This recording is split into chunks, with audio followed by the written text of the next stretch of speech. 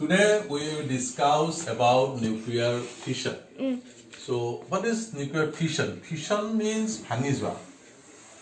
breaking. Suppose this is a nucleus. So, when a neutron having some kinetic energy strike this nucleus, then this nucleus breaks into two parts and some new neutrons, additional neutrons will be created. গতিকে এটা nucleus এটা নিউট্ৰনৰ দ্বাৰা যেতিয়া আমি খুন্দা মাৰি দিম তেতিয়া এই নিউক্লিয়াছটো দুটা পাৰ্টলৈকে দুটা নিউক্লিয়াছলৈকে ভাঙি যায় আৰু কেইটামান নতুন নিউট্ৰন ক্ৰিয়েট হয় লগত কিছু পৰিমাণে এনাৰ্জিও ক্ৰিয়েট হয়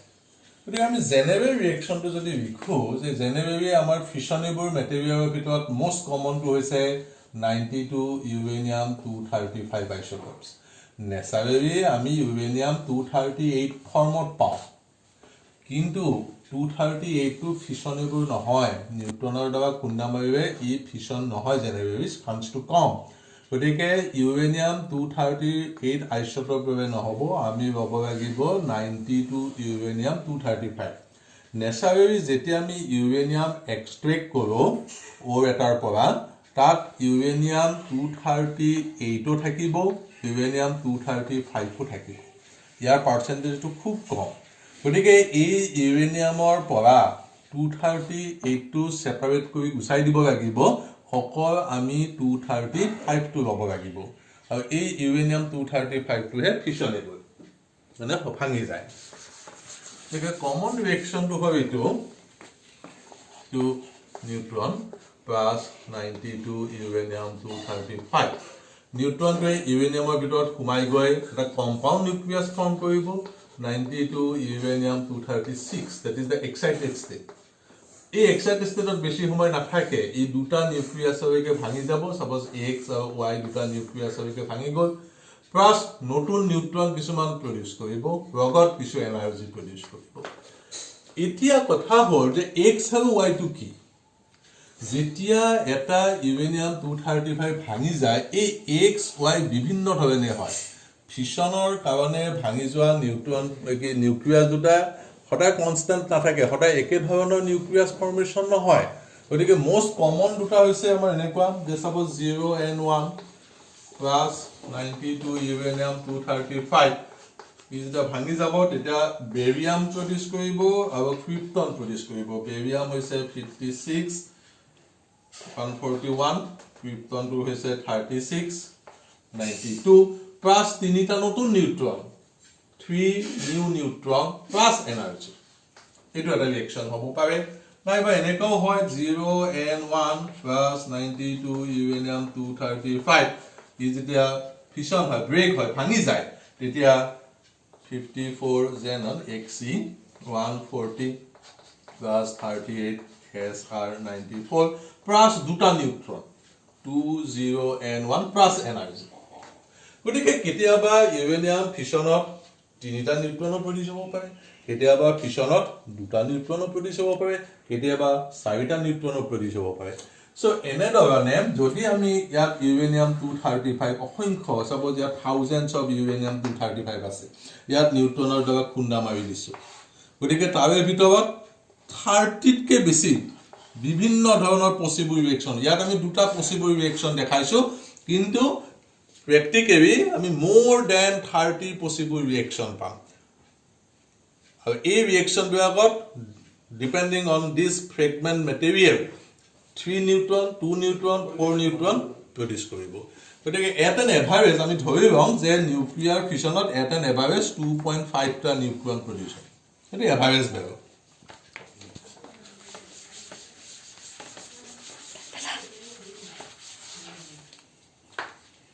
এইখিনি যদি আমি ফোকাস কৰি দিছো এইটো সম এইখিনি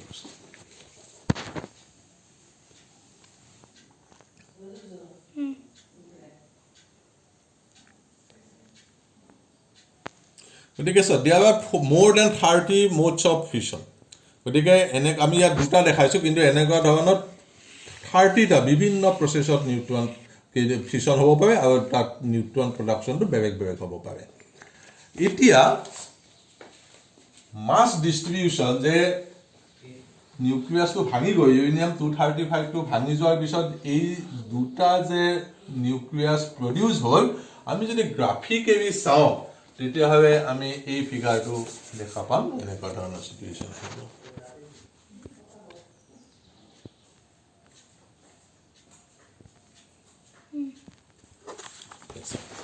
আমি এই গ্ৰাফটো যদি এনালাইসিস কৰো এটো হৈছে ইউনিট পাৰ্সেন্টেজ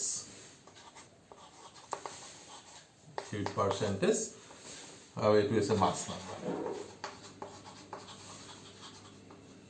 এটো হৈছে 10 to the power -5 10 to the power -4 in this way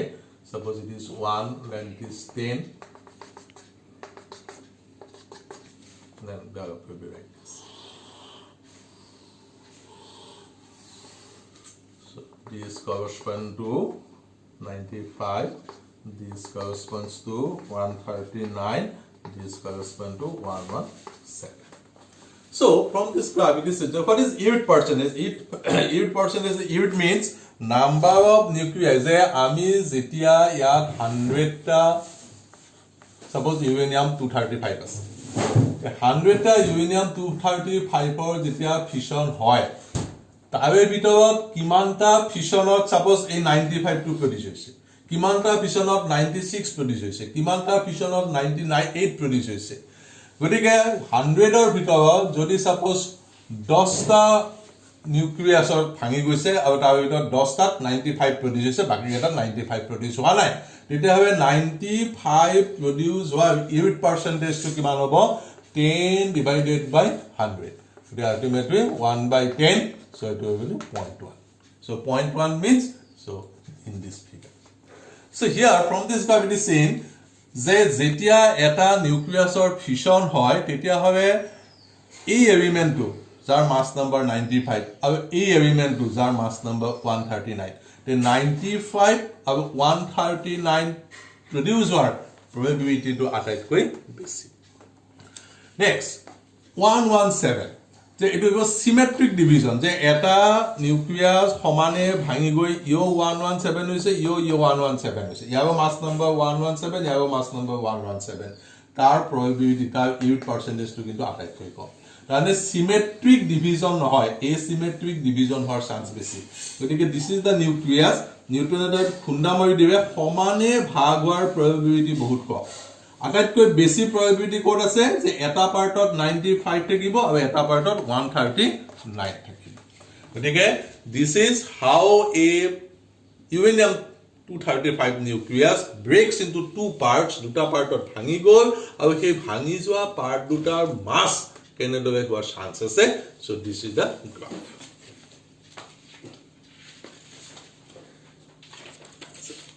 next আমাক লাগিব next part of the fission reaction is the chain reaction.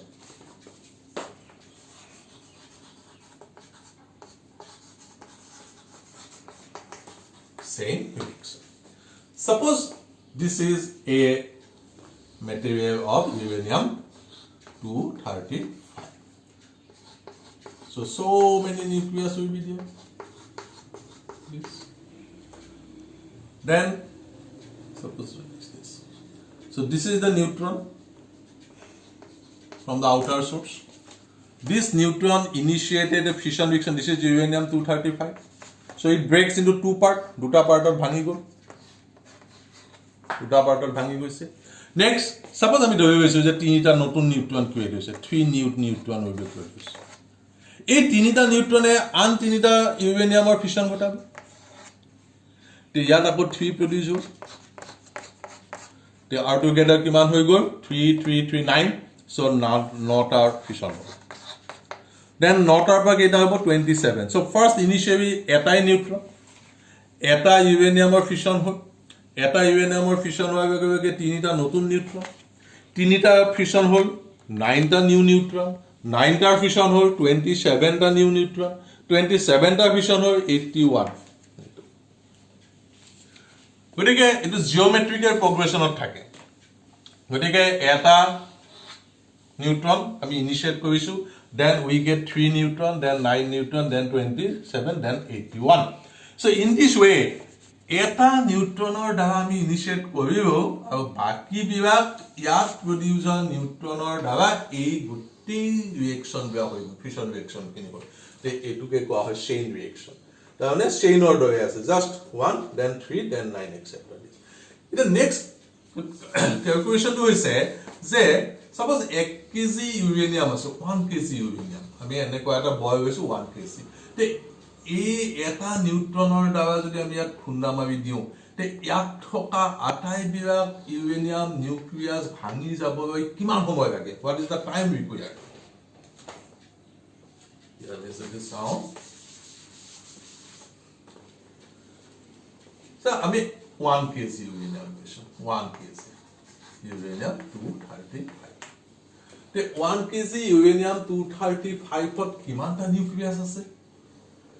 ওদিকে 235 kg Avogadro's number 6.023 into 10 to the power 26 তে 1 kg কিমানটা থাকিব 6.023 into 10 to the power 26 divided by 235 so approximately it comes as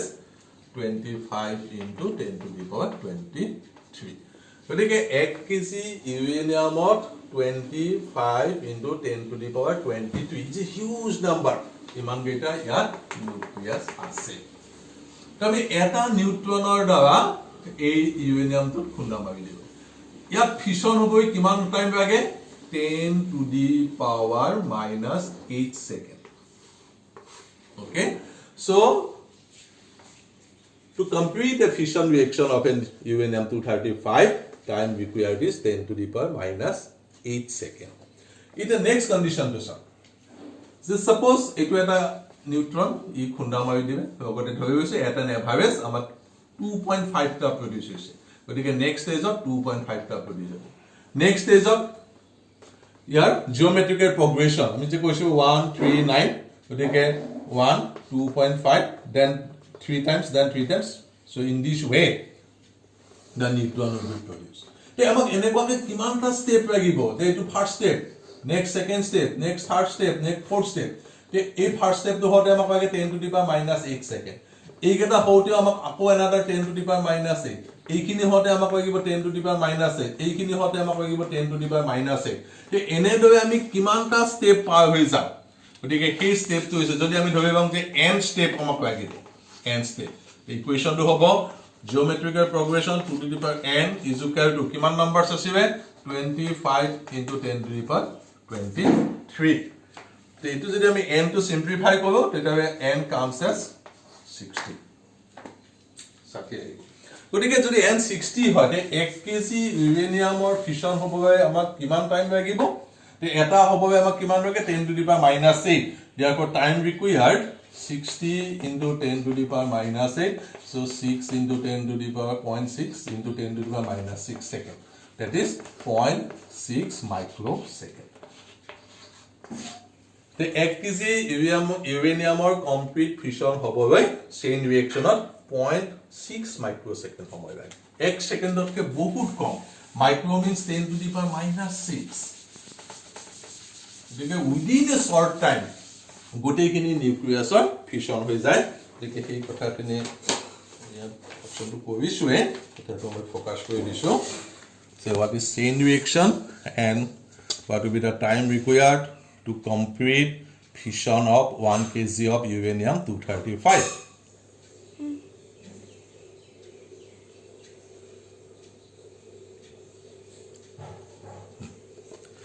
so next the important factor we say the multiplication factor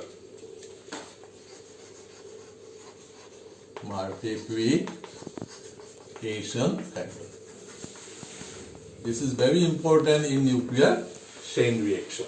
so multiplication factor this is the definition and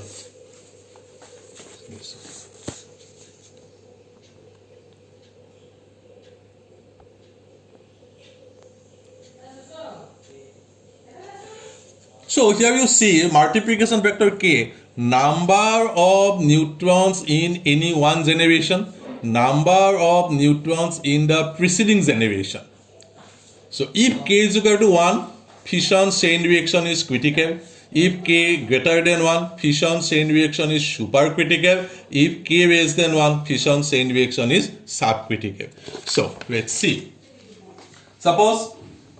this is the uranium and this is the neutron. Then 3 new neutron is produced. So 3. Then another 3 fission. Then we get 9 neutron. Then another we get this. So in this step, from this to this, what is the K multiplication factor? The kimanta neutron produce hoise 9ta. Ya agor step to kimanta neutron asibe 3ta. So what is the ratio? 9 divided by 3, so 3. So multiplication factor is equal to 3.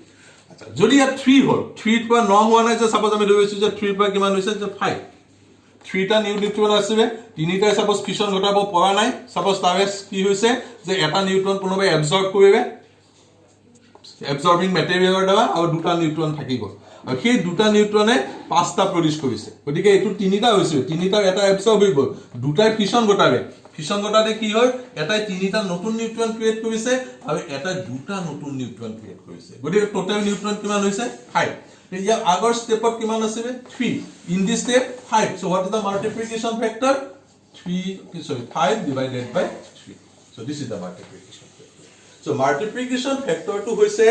যে particular এটা স্টেজত কিমান neutron আছে আৰু ইয়াৰ পিছৰ স্টেজত কিমানটা neutron প্ৰোডিউস হৈছে is to ratio এই ৰেশিওটোকে কোৱা হয় multiplication factor যদি multiplication factor k is equal to 1 হয় তেতিয়া আমি কি বুজিম যে এটো স্টেপত যিমানটা নিউট্ৰন আছে নেক্সট ই নিউট্ৰন প্ৰডিউস কৰিছে প্ৰডিউস কৰাৰ পিছত ফিশনেবল নিউট্ৰন কেবা থাকিব এটাই থাকিব যেতে ৰেশিওটো কি হৈ থাকিব 1 যে সাপোজ এটো স্টেজত আমাৰ 3টা নিউট্ৰন আছে সেই 3টা 9টা নিউট্ৰন প্ৰডিউস কৰিছে কিন্তু 9টা নিউট্ৰনৰ কি কৰিব আমি বাকি 6টা নিউট্ৰন এবজৰ্ব কৰাৰ পৰা অকল 3টা নিউট্ৰন বাকি থাকিব গতিকে 3টা আছে নেক্সট স্টেপটোত আমি আপো ফিশন ঘটাবৰ কাৰণে 3টাহে পাইছো বাকি 6টাক আমি এবজৰ্ব কৰাই দিলো গতিকে 3/3 ৰেশিওটো কি হ'ব 1 হ'ব গতিকে 3টা নিউট্ৰনৰ দ্বাৰা ফিশনটো হৈ থাকিব গতিকে কন্ট্ৰোল হৈ আছে চেইন ৰিঅ্যাকশন গতিকে যদি k is equal to 1 হয় that means chain reaction is controlled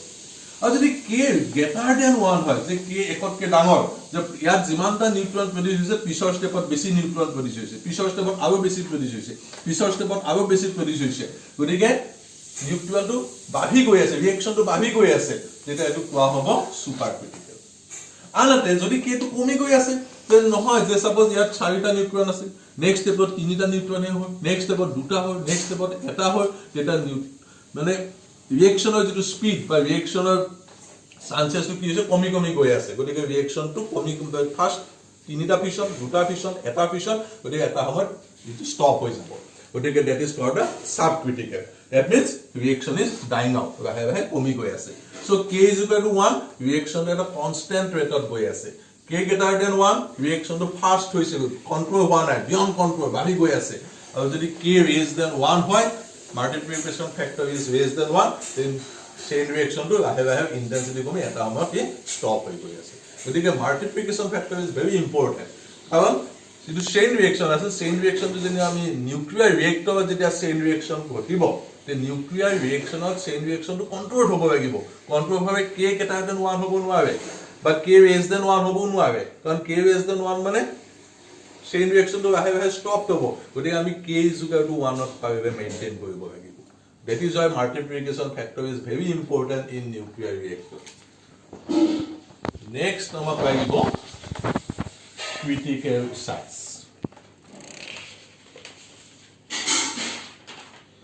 so this is the definition and expression of critical size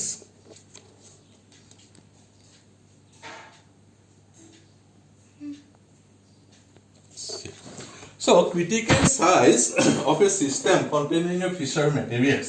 so suppose eto eta amar fissionable material ya fission ঘটাব পাৰি আমি এটো কোৱা uranium আনিব তে ইয়াৰ ৰেডিয়াস r ইয়াৰ গোটেই ভলিউমটো হৈছে 4/3 pi r cube আৰু ইয়াৰ সাৰফেস এৰিয়াটো হৈছে 4 pi r square তে ইয়াৰ পৰা লিকেজ হৈছে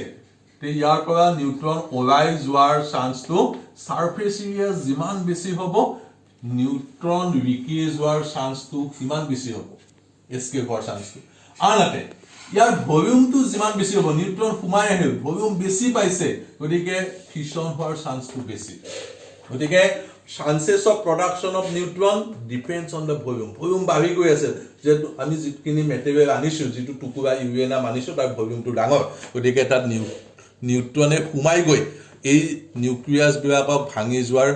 যেটো প্ৰবাবিলিটি সম্ভাৱনা যথেষ্ট বেছি হয় আনহাতে এই সাৰফেস এৰিয়া এইটো সাৰফেস এৰিয়া যিমান বেছি হ'ব ইয়াত যেতিয়া এটা সাৰফেসত এটা নিউট্ৰন আহি গ'ল তেতিয়া ই ওলাই যোৱাৰ চান্সটো বেছি এতিয়া আমাৰ যেটো escape rate how it is a production rate the escape rate to proportional to is a 4 pi r square another production rate to proportion to is a volume 4 by 3 pi r cube the ekhini cancel jor pisot thaki jabo amar proportional to but into constant gotike 1 by r gotike escape rate divided by production rate it is proportional to 1 by r গতিকে এটা স্যাম্পলৰ uranium স্যাম্পলৰ r2 ৰেডিয়াস এই ৰেডিয়াসটো যিমানেই বেছি বাঢ়িব if this is more then production rate will be more if this is less then production rate will be less গতিকে আমাৰ new material এটা ক্ৰিটিক্যাল size বুলি এটা আমি গম critical size of a fissionable material so critical size means এনেকুৱা এটা সাইজত এনেকুৱা এটা ৰেডিয়াছত আমি স্যাম্পলটো ল'ব লাগে যাতে ইয়াৰ এস্কেপ ৰেটটো আৰু ইয়াৰ ভিতৰত প্ৰডাকশন ৰেটটো দুইটা ইকুৱেল হৈ থাকে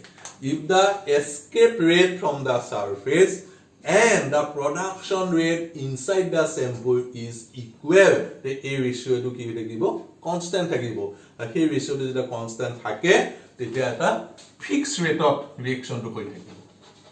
আৰু যদি ক্ৰিটিক্যাল সাইজতকে কম হয় যে সাপোজ সাইজটো আমি সৰু দিছো তেতিয়া হবে যে r2 বহুত কম r কমাই যোৱাৰ লগে প্ৰডাকশন ৰেটটো কম হয় এস্কেপ ৰেটটো বেছি হৈ গ'ল তে আলটিমেটলি ফিউশন হোৱাৰ চান্সটো নাথাকে গতিকে যদি ইউৰেনিয়ামৰ পিস এটা ক্ৰিটিক্যাল সাইজতকে সৰু হয় তাত ফিউশন হোৱাৰ চান্সটো কম ক্ৰিটিক্যাল সাইজতকে যদি ডাঙৰ হয় তাত ফিউশনটো ফাস্ট ৰেটত হ'ব আৰু যদি ক্ৰিটিক্যাল সাইজত থাকে তেতিয়া হবে এটা constant that is escape rate আৰু প্ৰডাকশন ৰেটটো সমান হৈ থাকিব আৰু এট এ কনস্ট্যান্ট ৰেটত নিউক্লিয়াৰ ফিউশনটো হৈ থাকিব এই কাৰণে critical size is very very important in nuclear reactor গতিকে নেক্সট ক্লাছত আমি নিউক্লিয়াৰ ৰিয়েক্টৰত কেনেকে এনাৰ্জি প্ৰডিউস কৰিব পাৰি আৰু 4 ফেক্টৰ ফৰ্মুলা বুলি এটা ফৰ্মুলা আছে চাৰিটা ফেক্টৰ ওপৰত ডিপেন্ড কৰিব 4 ফেক্টৰ ফৰ্মুলা তো আহে কেতিয়াবা এক্সামত যে 4 factor formula of a nuclear fusion reaction next ক্লাছত এটো ডিসকাস কৰি দিম মানে ফিউশনৰ দুটামান পাৰ্ট আছে হেতু আমি ডিসকাস কৰিম